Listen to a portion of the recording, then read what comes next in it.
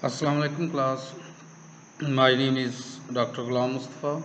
I'm here your instructor of agriculture economics.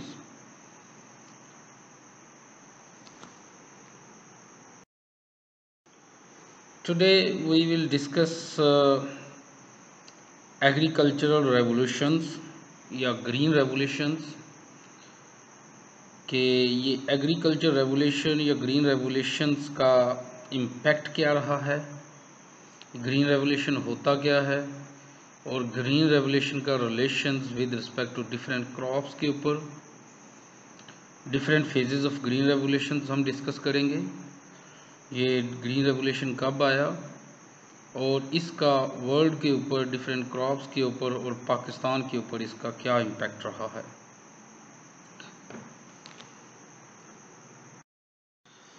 Simply ये जो green revolution है, the green revolution is the significant increase in agriculture productivity resulting from the introduction of high yield varieties of grains, use of pesticide and improve management techniques.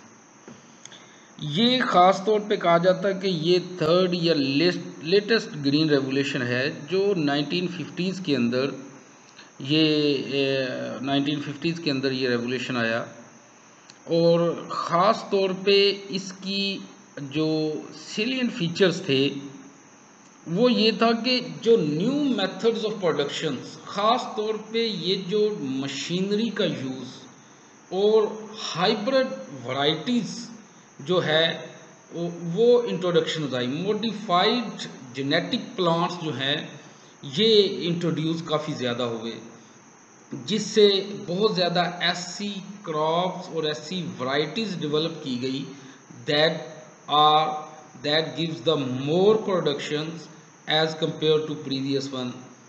और particularly ये जो grain varieties थी different, ख़ास तौर पे ये जो green revolutions था ये वीट और राइस के ऊपर जो है इसका मेजर जो है इसके ऊपर वर्क हुआ और ये डिफरेंट कंट्रीज़ की जो स्टारवेशंस थी या फूड नीड्स थी, जो पॉपुलेशन ग्रोथ हो रही थी उसके रेलिवेंटली जो है ये ग्रीन रेवोल्यूशन। और ये ख़ास तौर पे पहली दफ़ा ये डिस्कस किया गया कि हम ये नेचुरल जो इन्वायरमेंट है इसके ऊपर हम जो फूड प्रोडक्शन को नहीं छोड़ सकते, हमें एक ऐसी वैरायटीज़ डेवलप करनी होगी जो ज़्यादा प्रोडक्शंस दे, जो हीट को टॉलरेट करे, जो वेदर कंडीशंस को टॉलरेट करे।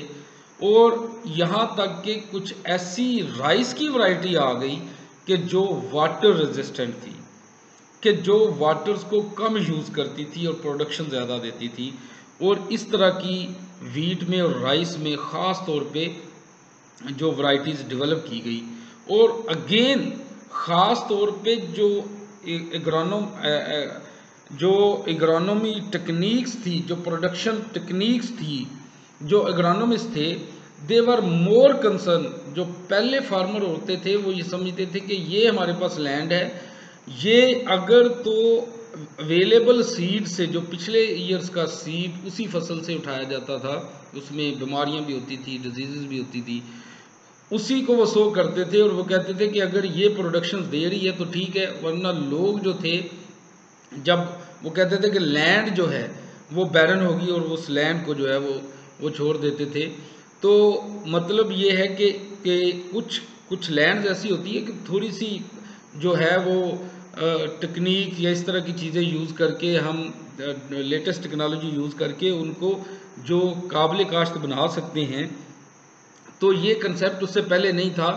तो ये चीज़ें जो थी कि जो जो जो उसकी जो फर्टिलिटी कंटेंट हैं, जो सॉइल की जो फर्टिलिटी है उसको मेंटेन रखने के लिए डिफरेंट यूज़ ऑफ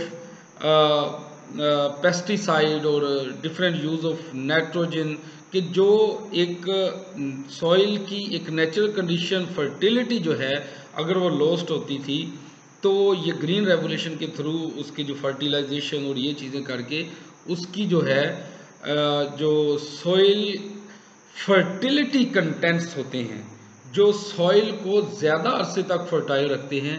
ऐसी बहुत सी फर्टिलाइज़र्स आई, ठीक है, कि ये टेक्निक्स और ये जो न्यू वैरायटीज़ और न्यू मैनेजमेंट टेक्निक्स मिलके एक ग्रीन रेवोल्यूशंस को जो है वो गिव राइज किया।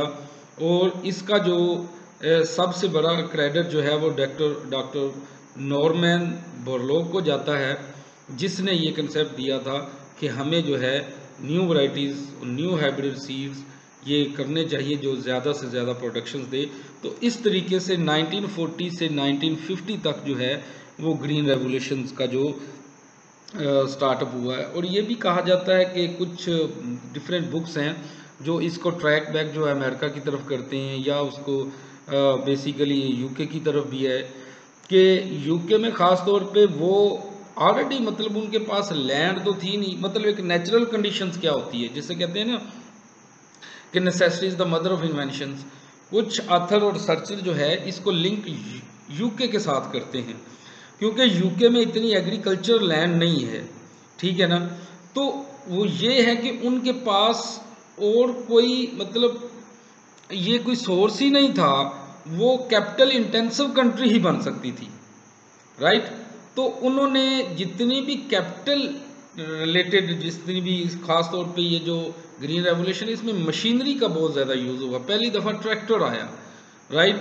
और ये ट्रैक्टर जो था ख़ास तौर पे फिर जो 1940-30 के बाद 50 और 60 में जो ऑयल, क्रूड ऑयल और पेट्रोल और डीजल की प्रोडक्शन एकदम जो है वो इंक्रीज़ की। ये भी एक वजह है ग्रीन रेवोल्यूशंस को गिव राइज करने की। और जो जो कैपिटल इंटेंसिव कंट्रीज़ हैं जिनके पास एग्रीकल्चर लैंड तो थी नहीं, वो लैंड प्रैक्टिसेस करते नहीं, तो वो फिर ज़्यादा से ज़्यादा इंटेंसिव एग्रीकल्चर के थोड़ी लैंड से ज़्यादा प्रोडक्शंस के लिए वो डिफरेंट मशीनरी का यूज़ और इन चीज़ों का यूज़ जो है वो इंक्रीज़ किया। और इन डिफरेंट कंट्री से मिलता हुआ ये एक ग्रीन रेवोल्यूशन जो है वो 1950 के अंदर आया। और ये एक कम्प्रीहेंसिव सी हिस्ट्री है ग्रीन रेवोल्यूशन की।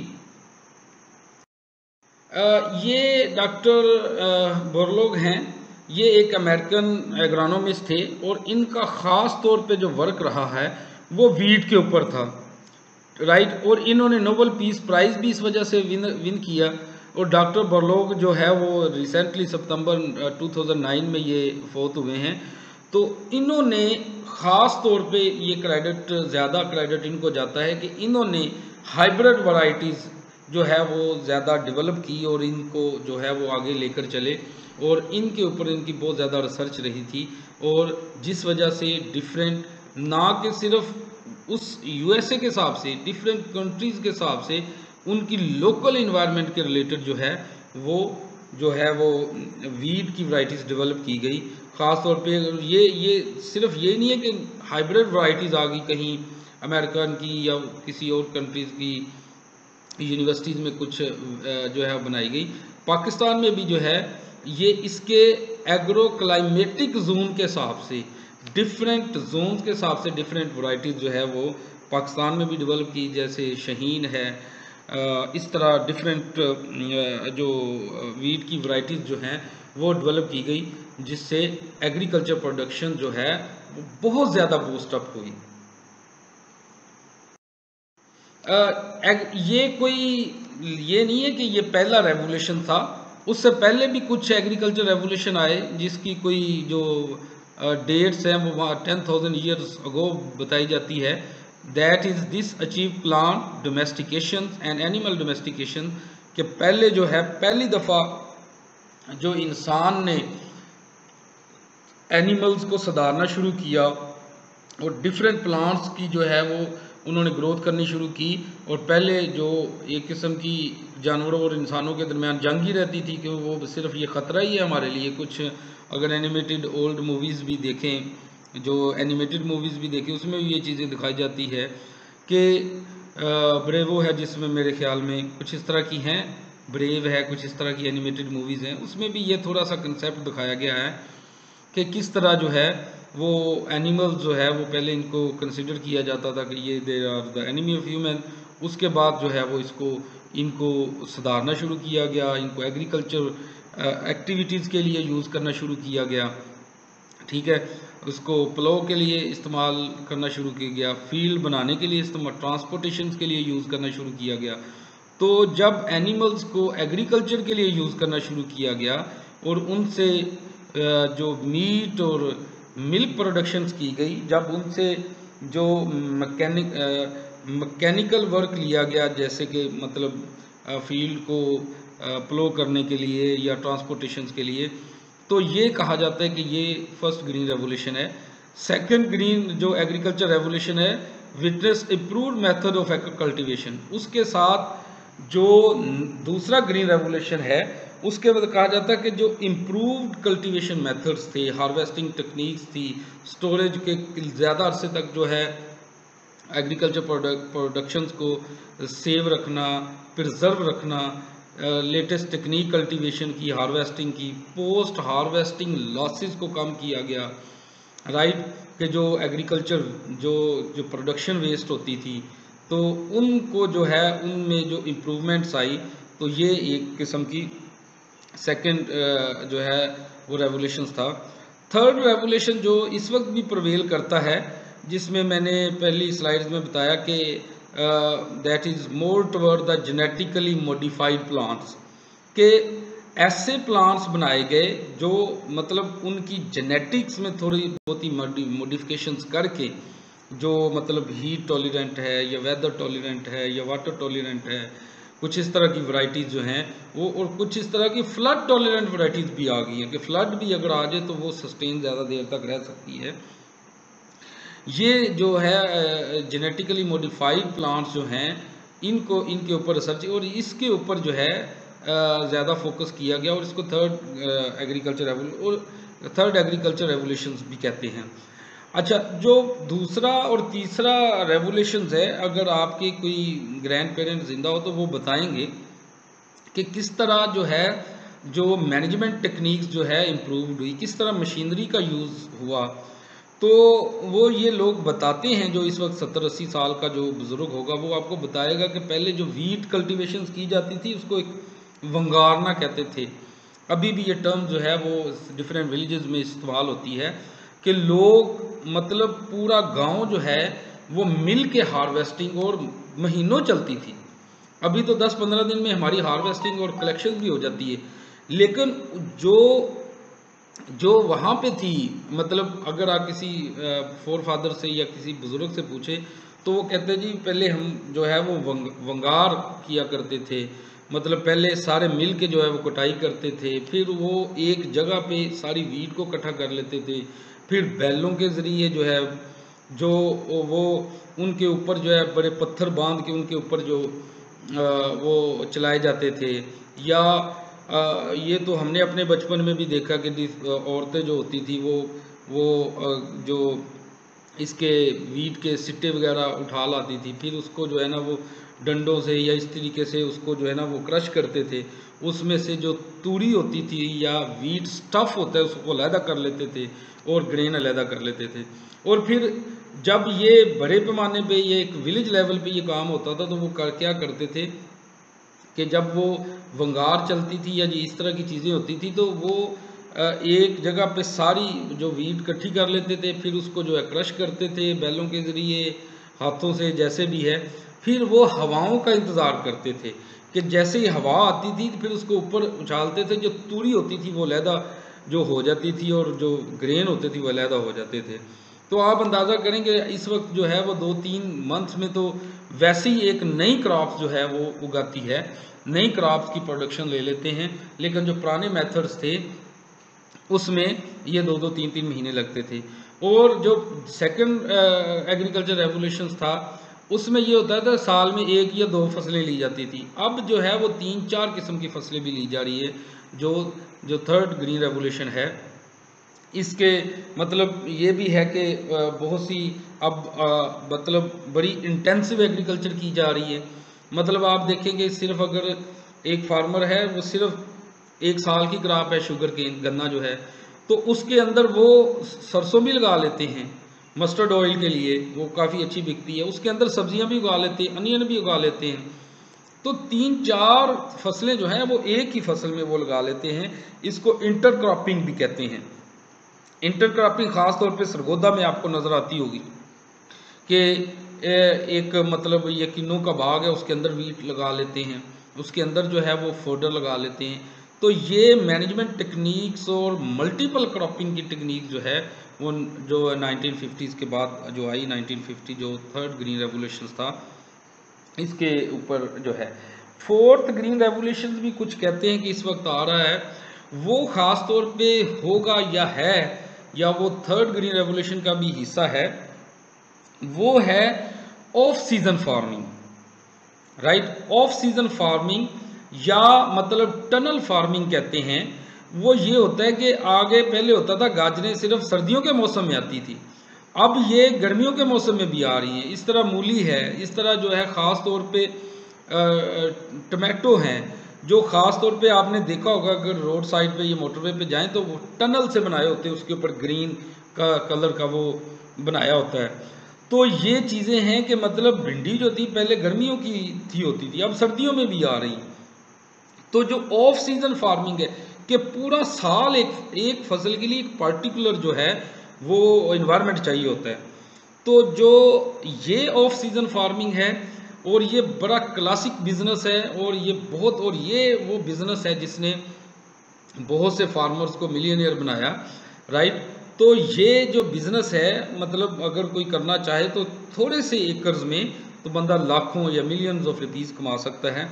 ऑफ सीजन फार्मिंग का इस वक्त जो है वो दौर चल रहा है कि मतलब आगे ये होता था कि ये जो एग्रीकल्चर प्रोडक्ट्स की डिमांड तो रहती है, ठीक है, लेकिन जब सप्लाई ज़्यादा हो जाती है तो इसकी प्राइसेस कम हो जाती हैं। तो ये एक फंडामेंटल इकोनॉमिक्स का प्रिंसिपल है कि सप्लाई ज़्यादा होगी तो प्राइस कम हो जाएगी। अब ये होता है कि ये एक सस्टेनेबल सी सप्लाई रहती है। जब गर्मियों की जो क्रॉप्स है वो सर्दियों में आए या सर्दियों की क्रॉप गर्मियों में आए तो इसका मतलब है कि मार्केट में उसकी डिमांड है और काफ़ी ज़्यादा, और फिर जो ऑफ सीज़न है उसकी बहुत ज़्यादा मांग होती है, डिमांड होती है, और फिर बहुत ज़्यादा प्राइसेस मिलती है। और ये सम टाइम एक ही फसल से फार्मर जो है मिलियंस ऑफ रुपीस भी कमा लेते हैं। अब बहुत सी इस वक्त जो है ऑफ सीज़न फार्मिंग पाकिस्तान में हो रही है। और एक फैसलाबाद एग्रीकल्चर यूनिवर्सिटी के एक एग्रोनॉमिस्ट थे जो जब ये 2000 में ये नया नया आया था तो उन्होंने बाकायदा असिस्टेंट प्रोफेसरशिप की जॉब छोड़ के एग्री टेक के नाम से, ग्रीन टेक या एग्री टेक के नाम से कंपनी बनाई, और इस वक्त डिफरेंट जो है वो फार्मर्स को बहुत लार्ज स्केल के, वो तो अब बिलियनियर बन चुका है। तो जिसने ये मतलब पहली दफ़ा पाकिस्तान में बिज़नेस शुरू किया, तो ये कि वो टनल फार्मिंग लगा के देता है। तो ये देखें कि कितना मतलब एग्रीकल्चर में कितनी रेवोल्यूशंस आ रही हैं। तो ये इसको फोर्थ फेज़ भी कहते हैं, ये थर्ड फेज़ का भी हिस्सा है। डिफरेंट स्कूल ऑफ थॉट्स हैं इसके ऊपर। नेक्स्ट, अच्छा, ग्रीन रेवोल्यूशंस के जो मेजर फैक्टर्स थे, जो डिटर्मिनेंट्स थे, उसमें ये होता था कि मेरिकल सीड्स के ऐसी मतलब मोज़ाती सीड्स और इस तरह के सीड्स डेवलप किए गए जो बहुत ज़्यादा प्रोडक्शन देते थे। हीट और वाटर टॉलरेंट वैरायटीज़ होती हैं और ये बहुत ज़्यादा प्रोडक्शंस देते हैं। और दूसरा सबसे बड़ा डिटर्मिनेंट्स है वो है एग्रीकल्चर रिसर्च। और सबसे बड़ा जो एग्रीकल्चर रिसर्च इंस्टीट्यूट है वो American agriculture research department of state department of agriculture USA department of agriculture जो यूएसए की है, जो सबसे बड़ा जो है वो एग्रीकल्चर का रिसर्च अदारा है। और इस तरह आप देखें कि सबसे ज़्यादा रिसर्च जो है वो एग्रीकल्चर सेक्टर्स में हो रही है। और इसकी पर्टिकुलरली स्पेशलाइज्ड यूनिवर्सिटीज़ हैं हर कंट्री में और ख़ास तौर पे पाकिस्तान में। और ये एग्रीकल्चर यूनिवर्सिटी के लिहाज से ज़री यूनिवर्सिटी फैसलाबाद जो है वो टॉप 500 में, वैसे भी टॉप 500 में आती है। तो ये आप इसमें से देखें कि डजन्स ऑफ जो है वो डिग्रीज़ हो रही हैं, टेंस ऑफ डजन डिसिप्लिन्स हैं, और इनके ऊपर डिफरेंट किस्म की रिसर्च हो रही है। एग्रोनॉमी है, हॉर्टिकल्चर है, और इस तरह की बहुत सी चीज़ें हैं, वेटरनरी साइंसेज हैं। तो ये बहुत सी इनकी अप्लाइड साइंसेज हैं और इसकी बहुत ज़्यादा इसके ऊपर एग्रीकल्चर रिसर्च हो रही है, उनकी जेनेटिक्स के ऊपर। अब तो एक वो होता है ना था कि एक ही दरख्त के ऊपर डिफरेंट किस्म के फलों के ऊपर भी काम हो रहा है। कि किस तरह वो ग्राफ्टिंग की जाए, किस तरह ग्राफ्टिंग करके एक ही फसल से वह एक ही दरख्त से 2-3 किस्म के फल लिए जा सकते हैं। ठीक है, इसका ये दूसरा और मेजर डिटर्मिनेंट था कि इसके ऊपर बहुत ज़्यादा रिसर्च जो है, रिसर्च अदारे बहुत ज़्यादा हैं, रिसर्च फंडिंग बहुत ज़्यादा है और रिसर्च एग्रीकल्चर रिसर्च स्कोप बहुत ज़्यादा है। और तीसरा इसका डिटर्मिनेंट्स है फर्टिलाइज़र, कि जैसे मैंने कहा कि जैसे जब soil contents, soil fertility contents जो हैं वो जैसे जैसे ख़त्म होते रहते हैं तो एक वक्त आता है कि ज़मीन बैरन हो जाती है। लेकिन इसके रिलेटेड भी अब बहुत किस्म की फर्टिलाइज़र आ चुकी हैं कि इसमें पोटाशियम की कमी है, जो नाइट्रोजन की कमी है, जो एक फर्टाइल सॉइल के कंटेंट होते हैं वो हम एक आर्टिफिशियल तरीके से अब उसमें इंसर्ट कर लेते हैं, सॉइल को प्रिपेयर कर लेते हैं और बैरन होने से बचा लेते हैं। अब बहुत सी दुनिया में देखें ना कि जब आप वाटरिंग करते हैं फील्ड को, राइट, तो सबसे बड़ा इम्पैक्ट होता है कि जो एग्रीकल्चर वाटर होता है ये सेलाइन होता है, इसमें सेलिनिटी या नमकियात बहुत ज़्यादा होती हैं। तो ज़्यादा अरसे तक जब आप पानी देते रहे तो उसमें सेलिनाइजेशन की प्रॉब्लम हो जाती है। Saline soil, SALINE, saline soil, ये पाकिस्तान में बहुत ज़्यादा, और इसके ऊपर भी बहुत सी जो है सेलिनिटी को ख़त्म करने के लिए बहुत से एग्रीकल्चर रिसर्च हैं, बहुत सी फर्टिलाइज़र्स हैं जो सेलिनिटी को, बैरन लैंड को और जो बंजर ज़मीनें हैं उनको भी काश्त करने के लिए बहुत सी अब रिसर्च और इस तरह की फर्टिलाइज़र्स आ चुकी हैं जो कहते हैं कि शायद डेजर्ट्स को भी ग्रीन एरिया में कन्वर्ट कर दे। तो ये फर्टिलाइज़र्स का सबसे main determinant of green revolution का है। उसके बाद मल्टीपल क्रॉपिंग है, जैसे मैंने पहले कहा कि अब इंटर क्रॉपिंग हो रही है, डिवर्सिफिकेशन बहुत ज़्यादा क्रॉप्स के अंदर हो रही है। ठीक है, ग्रीन जो है वो मेथड ऑफ जो environment friendly methods of production use हो रहे हैं, राइट। एक ही फील्ड के अंदर एक ही वक्त में 2 से 3 क्रॉप्स लगाई जा रही हैं, ठीक है ना। उसके साथ इंटरप्राइज डिवर्सिफिकेशन है जो प्योर इकोनॉमिक कंसेप्ट है। इंटरप्राइज के फार्मर सिर्फ अब उसके ऊपर जो है वो एक ही क्रॉप या एक ही किस्म की क्रॉप्स जो है वो नहीं लगाता, वो उनको चेंज करता रहता है, इंटरप्राइज चेंज करता है, बिजनेस चेंज करता रहता है with in the domain of agriculture, कि वो क्रॉप्स की ग्रो करता है, उसके अलावा वो फिर जो एनिमल्स रेयरिंग भी करता है, मिल्क का बिजनेस भी करता है, और फिर वो अपने जो डिफरेंट जो काफ होते हैं या कट्टे बच्चे इस तरह की चीज़ें वो बहुत ज़्यादा बेचता है। तो ये एक किस्म का पहले ये मतलब क्रॉप बिजनेस है। अब लाइफ स्टॉक बिजनेस भी वो कर लेता है साथ, फिर ये इस तरह पोल्ट्री का बिजनेस भी शुरू कर लेते हैं। तो ये farmer not multiple cropping but multiple enterprises का कंसेप्ट बहुत ज़्यादा आया। और इसका एक और अहम जो डिटर्मिनेंट था वो मॉडर्न मशीनरी, बहुत ज़्यादा आप देखें कि मशीनरी पहले जैसे मैंने पिछली स्लाइड्स में कहा था कि वो लोग जो सारी लेबोरियस वर्क होता था, उसके बाद ट्रैक्टर आया और उसने सब्सटेंशली एग्रीकल्चर को चेंज कर दिया। फिर उसके अलावा भी कंबाइन हार्वेस्टर आ गए। अब अमेरिकन में ऐसे फार्म्स हैं 500 एकर्स, 5 to 1000 जो है 1000 to 1500 to 2000 हेक्टेयर तक जो है वो फार्म फैले हुए हैं। और एक मशीनरी जो है वो 1, 2, 4 घंटों में जो हम कहते हैं कि टेंस ऑफ हेक्टेयर्स को जो है वो प्लो कर लेती है या उनमें हार्वेस्टिंग कर लेती है। तो इस तरह की मशीनरी, बहुत पिकिंग मशीनरी आ गई, पैकेजिंग की मशीनरी इसके अंदर आ गई, राइट। और जो पोस्ट हार्वेस्ट लॉसेस को जो है वो कम करती है, कि पहले होता था कि जब हम हाथ से गंदम काटते थे तो बहुत ज़्यादा जो गंदम के सिट्टे जो है वो वैसे ज़ाया हो जाते थे। इसी तरह पिकिंग के रिलेटेड मैंगो है, सिट्रस है, दूसरी चीज़ें हैं, वो पिकिंग करते हुए लोग जो है आधी अपनी फसल ज़ाया कर लेते थे। अब ऐसी मशीनरी और ऐसी टेक्निक्स आ गई हैं जो पोस्ट हार्वेस्ट लॉसेस को कम करती है। इस तरह गवर्नमेंट्स ने इसके ऊपर बहुत ज़्यादा काम किया। स्पोर्ट प्राइजेस पाकिस्तान में ख़ास तौर पे तो सिर्फ इसके ऊपर ही स्पोर्ट पर, एक तो गन्ने वाले ले जाते हैं और फार्मर के रिलेटेड वीट की स्पोर्ट प्राइस दी जाती है। सब्सिडी इनपुट्स के ऊपर दी जाती है। बहुत सी कंट्रीज़ में सारी एग्रीकल्चर इनपुट्स फ्री हैं।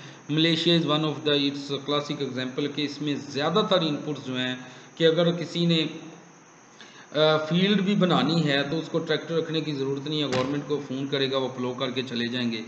सीड्स फ्री देते हैं, मैनेजमेंट की फैसिलिटीज़ भी देते हैं, और फार्मर एंड पे सिर्फ चीज़ें बेचता ही है और उसको मैनेज करता है।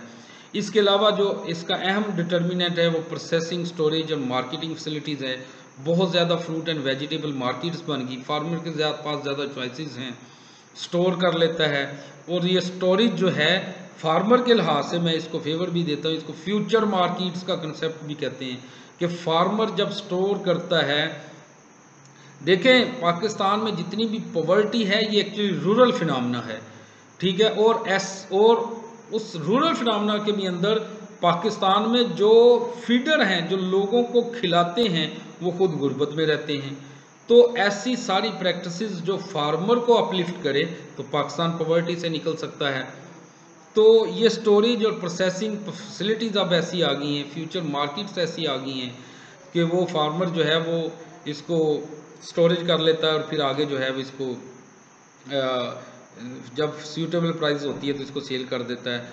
बहुत से बैंक्स आ गए हैं जो एग्रीकल्चर क्रेडिट देते हैं। बहुत से अब बैंक्स के अंदर एक शोबा बन गया है कि वो एग्रीकल्चर क्रेडिट ऑफिसर होते हैं जो सिर्फ एग्रीकल्चर को जो है वो क्रेडिट देते हैं, एग्रीकल्चर इनपुट्स के ऊपर। Agriculture not only credit facilities but insurance facilities भी है कि अगर आप अपनी क्रॉप्स को इंश्योर करा लें, ठीक है। इसके रिलेटेड बहुत सी चीज़ें हैं, इनके डिटर्मिनेंट्स हैं जो ग्रीन रेवोल्यूशंस के, जिन्होंने गिव राइज किया ग्रीन रेवोल्यूशंस को। नेक्स्ट, इम्पैक्ट इसके पॉजिटिव भी हुए हैं, नेगेटिव भी हुए हैं। जो ग्रीन रेवोल्यूशन के पॉजिटिव इम्पैक्ट भी रहे हैं, नेगेटिव इम्पैक्ट भी रहे हैं। जो सबसे बड़ा पॉजिटिव इम्पैक्ट था वो increase in production, agriculture production increase हुई, हम इसको डिस्कस कर चुके हैं। रिड्यूसिंग रीजनल इम्बैलेंस, कि कोई फर्टाइल जो एरिया होता था वो, या फर्टाइल कंट्री होती थी, वो बहुत ज़्यादा मैनिपुलेशंस करती थी दूसरी कंट्रीज़ की जिनमें नहीं होती थी। या मतलब देखें वो इन रिसोर्सेज को लेने के लिए जो यूके, जो यूनाइटेड किंगडम था, तो वो पूरी दुनिया को फतह करता गया। वो वहाँ पे तो खाने के लिए कोई चीज़ भी नहीं होती थी, अगर एग्रीकल्चर एक्टिविटीज़ है ही नहीं है तो फिर खाएंगे कहाँ से। तो ये एक रीजनल इम्बैलेंस जो है वो क्रिएट हुआ कि ये एक पॉजिटिव और नेगेटिव सेंस में भी ले सकते हैं। बहरहाल इसके अलावा अनबैलेंस्ड क्रॉपिंग पैटर्न, ये एक नेगेटिव के पॉइंट ऑफ व्यू से लिया जाता है, नेगेटिव इम्पैक्ट है कि ये वीट और राइस के ऊपर ज़्यादा कंसीडर किया जाता है। लेकिन अभी लेटेस्ट रिसर्च है इसके ऊपर, मैंने भी एक प्रोजेक्ट लिखा है और मैं भी इसके ऊपर जो है वर्क कर रहा हूँ कि एग्रीकल्चर जो ग्रीन रेवोल्यूशन है दूसरी कौन सी क्रॉप्स के ऊपर आया। तो जैसे मैंने कहा था कि बेसिकली ये वीट और राइस के ऊपर आया, तो इस वजह से राइस और वीट के ऊपर बहुत लोगों ने बहुत ज़्यादा फोकस किया। जो माइनर क्रॉप्स है, ग्रैम्स है, चने हैं, दालें हैं, छोटी छोटी माइनर क्रॉप्स जो हैं, इसके ऊपर बहुत ज़्यादा नेगेटिव इम्पैक्ट रहा और इनका एरिया बहुत कम हो गया और इनके ऊपर इतनी रिसर्च नहीं हुई जितनी रिसर्च वीट और राइस के ऊपर हुई है। ये भी फूड सिक्योरिटी और फूड के लिहाज से बहुत ज़्यादा इम्पोर्टेंट है, तो इनके ऊपर इतनी तवज्जो नहीं दी गई। इस तरह जो एक नेगेटिव इम्पैक्ट है ग्रीन रेवोल्यूशन का वो सोशल इम्बैलेंस है कि ज़्यादातर जो इसके पॉजिटिव इम्पैक्ट थे वो तो बड़े फार्मर ले गए, उनके पास कैपिटल होता है, सारी चीज़ें होती हैं, वो और ज़्यादा रिचर होते गए। और क्योंकि उन्होंने प्रोडक्शन को इंक्रीज़ किया, उनके पास और पैसा आया, उन्होंने और लोगों की ज़मीनें जो है वो स्नैच की या परचेज़ की, तो बड़े फार्मर जो हैं वो बहुत ज़्यादा बड़े होते गए और जो स्मॉल फार्मर थे वो चूँकि एक तो आप सब्सिस्टेंस फार्मिंग करते थे, यानी कि ऐसी फार्मिंग जो खुद के लिए ही की जाती है, अपने घर को के लिए जो वो उगाते हैं वो खुद ही खा लेते हैं, तो उनको इसका बहुत ज़्यादा नुकसान हुआ। आज भी अगर आप गांव या विलेजेस वगैरह में चले जाएं तो वही लोग बैलों से हल चलाते हैं, वही लोग जो है वो फर्टिलाइज़र जो लेटेस्ट टेक्निक्स हैं, इस तरह की चीज़ें हैं वो यूज़ नहीं कर सकते। तो ये एक, मैं इसे कहता हूँ कि प्रोडक्शन इनक्वालिटी बहुत ज़्यादा होगी कि लैंड साइज़ के हिसाब से, प्रोडक्शन के हिसाब से जो रिचर थे वो रिच से रिच होते गए और जो गरीब थे वो गरीब से गरीब तर होते गए। और दूसरा ख़ास तौर पे जो इम्पैक्ट ऑन एम्प्लॉयमेंट के ऊपर आया कि देखिए पाकिस्तान के हिसाब से अगर देखा जाए तो 90% 60, और ये अच्छी चीज़ भी है, लेकिन बहरहाल एम्प्लॉयमेंट के ऊपर तो इसका मतलब 2018 में एम्प्लॉयमेंट जनरेशन में इसका जो एग्रीकल्चर का शेयर था वो 45% था, जो 2019 में 38% रह गया। जीडीपी में शेयर इसका 21% था 2019 में, ये 2017 में, ये 2018 में ये 21% था जीडीपी में एग्रीकल्चर का कंट्रीब्यूशन, 2019 में ये 18% रह गया। इस तरह बहुत ज़्यादा ग्रीन रेवोल्यूशन का एक बहुत ज़्यादा इम्पैक्ट ये रहा है कि बहुत ज़्यादा जो पढ़े लिखे हैं या जो मतलब बड़े फार्मर्स और जो जो एक जो रिच पर्सनस हैं वो एग्रीकल्चर बिजनेस की तरफ बहुत ज़्यादा आए, राइट। जैसे टेक्सटाइल मिल्स हैं, इन्होंने अपनी अब क्रॉप्स के लिए, कॉटन के लिए बहुत ज़्यादा फील्ड रखी होती हैं।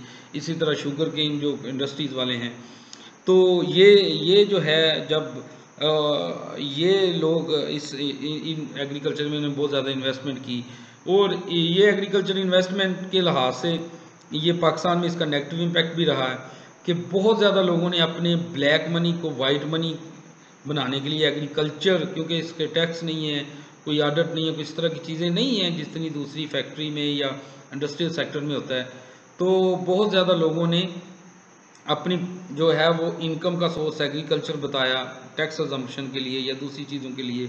तो बहुत ज़्यादा मतलब लोगों ने ब्लैक मनी को वाइट मनी यूज़ करने के लिए ये इन्वेस्टमेंट भी की। बहरहाल ये एक ग्रीन रेवोल्यूशन का इम्पैक्ट था पॉजिटिव पॉइंट ऑफ व्यू से। बहुत से लोगों ने, बहुत से इंडस्ट्रियलिस्ट ने एग्रीकल्चर में भी इन्वेस्टमेंट की, और जब एग्रीकल्चर बूस्ट करती है या एग्रीकल्चर इंक्रीज़ करती है तो इससे इकोनॉमिक स्टेबिलिटी भी बहुत ज़्यादा होती है। अच्छा, ये जो ग्रीन रेवोल्यूशन पाकिस्तान में आया, ये थोड़ा सा लेट पाकिस्तान में ये आया, इंडिया और पाकिस्तान में। पाकिस्तान में ये 1960 के अंदर आया है, और ख़ास तौर पे जो दो seeds hybrid yield varieties Pakistan में जो डेवलप की गई है वो वीट और राइस के लिए थी। आप अंदाज़ा करें कि जो इरीगेटेड एरिया थी वो 6 मिलियन एकड़ जो है वो इम्प्रूव्ड वैरायटीज़ के साथ कल्टीवेट की गई। तो जिस वजह से जो 1960 और 70 के अंदर जो एग्रीकल्चर प्रोडक्शन वीट की थी वो 91% इंक्रीज़ हुई। और ये शायद कुछ लोग जो है वो बहुत ज़्यादा उसको अयूब खान को बहुत ज़्यादा ग्लोरीफाई करते हैं कि वो बड़ा एडमिनिस्ट्रेटर था जी, बहुत ज़्यादा चीज़ें उस वक्त डेवलप्ड की, एरिया ऑफ डेवलपमेंट भी कहते हैं, एरा ऑफ डेवलपमेंट भी अयूब खान के दौर को कहते हैं। बहरहाल वो था तो एक डिक्टेटर, लेकिन ज़्यादातर जो पॉजिटिव इम्पैक्ट थे वो आने ही आने थे। ग्रीन रेवोल्यूशन जो है वो पूरी दुनिया में आया, तो उसका क्रेडिट जो है वो अयूब खान ले गया। तो ये जो ज़्यादातर जो एग्रीकल्चर में सबसे ज़्यादा जो एरा ऑफ डेवलपमेंट कहते हैं, तो वो एक्चुअली अयूब खान की वजह से मैं नहीं समझता हूँ, ये ग्रीन रेवोल्यूशन की वजह से समझता हूँ, जो 1940 में आ चुका था और पूरी दुनिया में 1950 के अंदर आया, और पाकिस्तान में ये 1960 के अंदर आया। तो ये टेक्नोलॉजी है, ये टेक्निक है, ये एक मेथड्स ऑफ प्रोडक्शन हैं जिसको रोका नहीं जा सकता। कब तक वो ट्रैक्टर को रोक सकते थे, ये आना ही आना था। कब तक ये न्यू वैरायटीज़ ऑफ पेस्टिसाइड को रोक सकते थे। तो बहरहाल इसका क्रेडिट सारा वो ले गया। इसी तरह राइस की जो प्रोडक्शंस थी, ये ग्रीन रेवोल्यूशन के वजह से 1960 70 के 141% जो है वो इंक्रीज़ हुई due to improved varieties of seeds. इसके अलावा जो है वो रिसेंट वर्क हुआ है ग्रीन रेवोल्यूशंस का ट्रॉपिकल एरिया में, कि जिस तरह ग्रीन रेवोल्यूशन जो है वो राइस और वीट के ऊपर आया, तो जो दूसरी क्रॉप्स के रिलेटेड जो है वो ग्रीन रेवोल्यूशन आया वो सोयाबीन और पाम ऑयल प्रोडक्शंस है।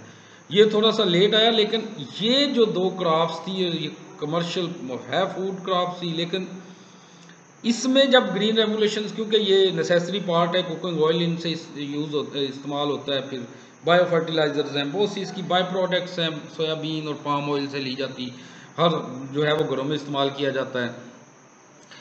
मलेशिया के अंदर ख़ास तौर पे जो पाम ऑयल की जो रेवोल्यूशन है 1980s के अंदर आया, जब महातीर आया, तो इसने बहुत ज़्यादा प्लांटेशंस की। नाइजीरिया पहले टॉप पे होता था, वो बैक पे चला गया, लेकिन इन्होंने जब कमर्शलाइजेशन और बहुत बड़ी बड़ी जब सबसे ज़्यादा जो जो मतलब इंडस्ट्रियलिस्ट और बड़े बड़े बिजनेस टाइकून अगर वर्ल्ड मल्टीनेशनल कंपनीज में, एग्रीकल्चर की कंपनीज में जो इन्वेस्टमेंट करते हैं वो सोयाबीन और पाम ऑयल है, क्योंकि एक दफ़ा उगानी और 25 साल तक जो है वो पाम ऑयल ख़ास तौर पे प्रोडक्शंस देता रहता है।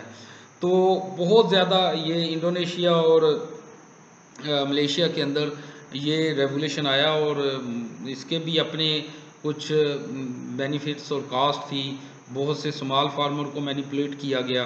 बहरहाल इससे जो है वो ऑयल प्रोडक्शंस, बायोफ्यूल और कुकिंग ऑयल और बहुत से बाय प्रोडक्ट्स जो हैं और इनसे निकाली गई, और ये बहुत ज़्यादा इसकी भी जब ग्रीन रेवोल्यूशन इन क्रॉप्स के ऊपर आया due to the latest techniques, due to the latest machinery, picking materials, जब सोयाबीन और पाम ऑयल के ऊपर आया तो ये भी इसने भी बहुत ज़्यादा प्रोडक्शन जो है, और यहाँ तक के जो सोयाबीन प्रोडक्शन है इसकी प्रोडक्शन वीट की निस्बत ज़्यादा बढ़ी है विद रिस्पेक्ट टू परसेंटेज। मतलब इसकी जो ग्रोथ है वो सोयाबीन की वीट्स के रिलेटेड ज़्यादा थी।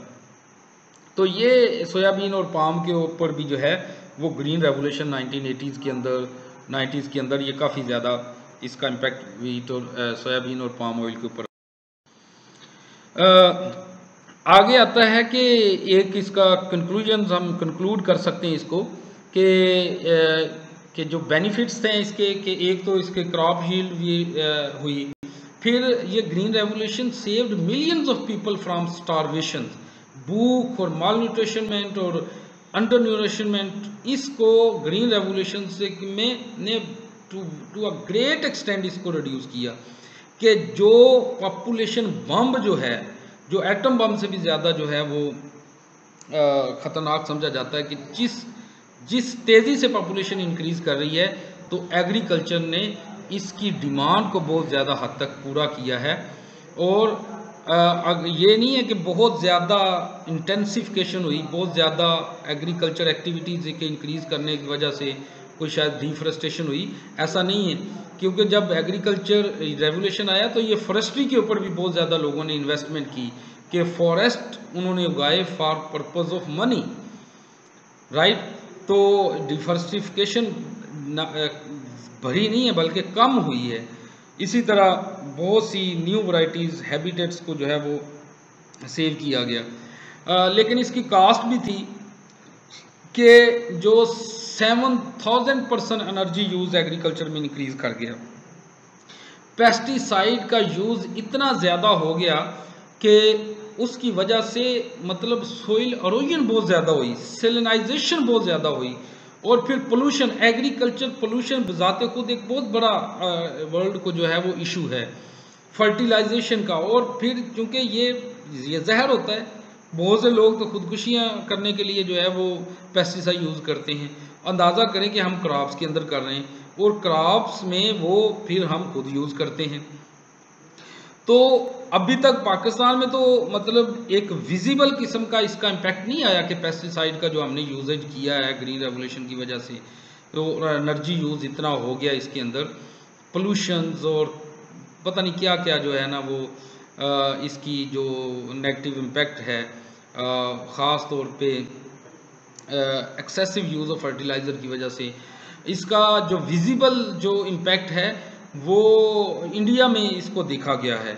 वो ख़ास तौर पे मैंने ये बड़े देखता रहा सत्यामेव जयते, इसकी कोई मेरे ख्याल में जब दूसरा तीसरा सीज़न था तो उसमें ये गांव के गांव दिखाए गए हैं कि पेस्टिसाइड्स का फार्मर ने जब यूज़ किया तो उनको कैंसर और पता नहीं क्या क्या बीमारियां लगी। तो ये इसका भी एक कॉस्ट है जो पूरी दुनिया बेयर कर रही है। फिर हेल्थ इश्यूज बहुत ज़्यादा है और ये programme is worth need to watch. आप लोगों को ज़रूर ये देखना चाहिए कि किस तरह एग्रीकल्चर जो पेस्टिसाइड है और इंसेक्टिसाइड्स हैं, फर्टिलाइज़र्स हैं, जब फार्मर ने उनको यूज़ किया अपनी क्रॉप्स के अंदर तो उनकी हेल्थ, और ये थाउजेंड्स में थे उस प्रोग्राम की, अब एग्जैक्ट फिगर मुझे नहीं याद, लेकिन बहुत ज़्यादा फार्मर इससे इफ़ेक्टिव थे। कैंसर और जल्द की बीमारियाँ, सांस की बीमारियाँ, जब ये पेस्टिसाइड और इस तरह की चीज़ें की जाती है, लेकिन बहरहाल वो हमारे पास आती है, हम इसको खाते हैं। बहरहाल इसके अलावा भी ये भी ग्रीन रेवोल्यूशन का ही पॉजिटिव इम्पैक्ट है कि न्यू टेक्निक्स, जो ऑर्गेनिक टेक्निक्स हैं, जो प्रोडक्शंस को भी कम नहीं होने देती, और फर्टिलाइज़र का और इनका जो यूज़ भी नहीं किया जाता, पेस्टिसाइड का, उसकी मतलब इंसेक्टिसाइड के कुछ तरीके हैं, ऑर्गेनिक तरीके बहुत से हैं, उसको एक्सप्लोर करना चाहिए। मतलब राइस के ऊपर अगर कोई पेस्ट का अटैक हो जाता है ना, ज़्यादा पेस्ट के अटैक होते हैं, तो पेस्टिसाइड यूज़ करने के लिए कुछ फार्मर ऑर्गेनिक टेक्निक यूज़ करते हैं कि 2 बंदे रस्सा पकड़ लेते हैं, एक तरफ एक बंदा हो जाता है, लंबा रस्सा होता है 1 एकड़ तक, तो वो उसको राइस की क्रॉप्स के ऊपर लगाते हैं, तो पेस्ट जो होता है वो पानी में गिर जाता है, फिर ऊपर जाता नहीं, मर जाता है। तो ये टेक्निक बजाय कि आप उसको स्प्रे करें, जहर लगाएं, तो बहुत सी टेक्निक्स हैं, बहुत से परिंदे जो हैं वो ऐसे हैं जो पेस्ट को खाते हैं, वो आप अपने फार्म्स के ऊपर छोड़ सकते हैं। तो इस तरह की टेक्निक्स हैं, ये भी ग्रीन रेवोल्यूशन से ही इसका हल देता है। तो ये कुछ कंक्लूजन्स आप लोगों ने निकालना है कि इसके बेनिफिट ज़्यादा है, ये कास्ट ज़्यादा है। बहरहाल इसने जो एवर इंक्रीजिंग पॉपुलेशंस है उसको, उसकी डिमांड को कैटर तो किया था। Thank you very much. This is all about today's lecture. Please stay away from corona, और अपने आप को कोरोना से बचा के रखें। वॉश योर हैंड फ्रीक्वेंटली, और घर से ज़्यादा बाहर ना जाएं, और फिज़िकल डिस्टेंस जो है अपने फ्रेंड्स और फैमिली के साथ रखें। जब भी बाहर से घर आएँ तो हाथ ज़रूर धोएं, और ज़्यादा मतलब ये केयर रखें कि आप अपने हाथों को बार बार धोएं, और नाक, आँखों और मुंह को कम ये हाथ लगाएं। बहरहाल दुआ है कि अल्लाह ताला हमें कोरोना से बहुत जल्द निजात दिलाए। आमीन। Thank you very much.